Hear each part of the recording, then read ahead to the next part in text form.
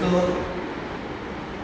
ఒకటే గమనించండి, ఎక్కడ వాళ్ళ తండ్రి గారు అయితేనేమి రాజగోపాల్ రెడ్డి మంత్రిగా చేసినారు, ఎన్నో దఫాలుగా ఎమ్మెల్యే చేసినాడు. ఎక్కడా అవినీతి లేకుండా, ఎక్కడా పక్షపాతం లేకుండా ఎంతో అభివృద్ధి చేసినారు. ఈరోజు ఈ తాలూకాలో ఉన్నటువంటి డ్యాములు అయితేమి, వెలుగులకు రూపకల్పన చేయడం అయితేమి, కాలేటి వాగు నిర్మాణం అయితేనేమి, అదే విధమైన గంగనేర్ ప్రాజెక్ట్ అయితేనేమి, ఇవన్నీ కూడా కుషావతి ప్రాజెక్ట్ అయితేనేమి, పాలెం ప్రాజెక్ట్ అయితే పాలెం పుల్లపల్లి ప్రాజెక్ట్ అయితేనేమి, ఇవన్నీ కూడా రాజగోపాల్ రెడ్డి గారు మన ప్రాంతానికి చేసిన అభివృద్ధి పనులే.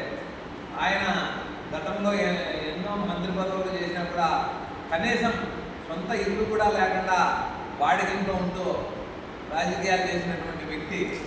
అదేవిధంగా ఆయన వారసత్వం పుచ్చుకొని రమేష్ కుమార్ రెడ్డి గారు 1999లో శాసనసభ్యుడిగా గెలిచినాడు. అప్పుడు నేను కూడా తెలుగుదేశం పార్టీలోనే ఉన్నా.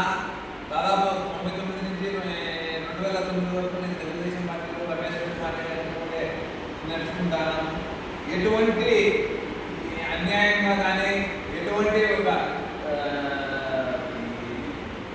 కరప్షన్ కానీ తెలియనటువంటి కుటుంబం వాళ్ళు ఎంతసేపు రైతు కుటుంబం మాదిరిగా 10 మందికి ఉపయోగపడి ఈ ప్రాంతంలో ఎంతో మందికి ఉద్యోగాలు ఇచ్చినటువంటి ఘనత కూడా వాళ్ళ కుటుంబానికి ఎదుగుతారు. అటువంటి కుటుంబంపై నిన్న మా రామపురం మండలం తెలుగుదేశం నాయకులు విమర్శ చేయడం చాలా సిగ్గుచేటు. ఎందుకంటే మీరు కూడా ఎప్పటి వరకు మొన్న గత 8 నెలల వరకు రమేష్ కుమార్ రెడ్డి వెనకంబడే ఉండి ఎంతో లబ్ధి పొంది ఇప్పుడు రమేష్ కుమార్ రెడ్డి ద్వారా ఈ స్థాయికి చేరి ఆయన విమర్శించడం చాలా సిగ్గుచేటని నేను చెప్తున్నాను. అదేవిధంగా బాగా గమనించండి ప్రజలు కూడా, రమేష్ కుమార్ రెడ్డి ఎటువంటి మచ్చలేని నాయకుడు. ఈరోజు కూడా ఆయన ఎక్కడే కానీ 1999లో ఎమ్మెల్యే అయినప్పుడు కూడా సొంత కారు లేకుండా కూడా వాడే కార్లు జరిగిన పరిస్థితులు మేము చూసినాం, దగ్గరున్నాం కాబట్టి. ఎందుకంటే ఆయనతో సన్నిధంగా 10 ఏళ్ళు మేము వెలిగినాం, తెలుగుదేశం పార్టీలోనే ఉన్నాం. 1989 నుంచి 2009 వరకు నేను కూడా తెలుగుదేశంలోనే ఉన్నాను. కాబట్టి మీరు ఈరోజు రమేష్ రెడ్డిని విమర్శించే స్థాయి మన రామపురం టీడీపీ నాయకులకు లేదు. మీరు ఎవరైతే విమర్శించినారో వాళ్ళందరూ కూడా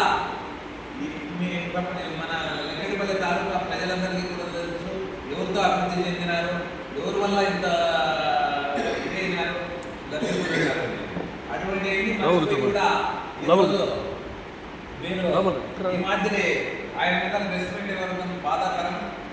ఈ వ్యాఖ్యలను తీవ్రంగా ఖండిస్తున్నాం. మేము వైఎస్ఆర్సీపీ పార్టీ తరఫున మేము మా నాయకులు అందరం కూడా సంఘీభావంగా, రమేష్ రెడ్డికి సంఘీభావంగా ఈరోజు ప్రెస్ మీట్ పెట్టడం జరిగింది.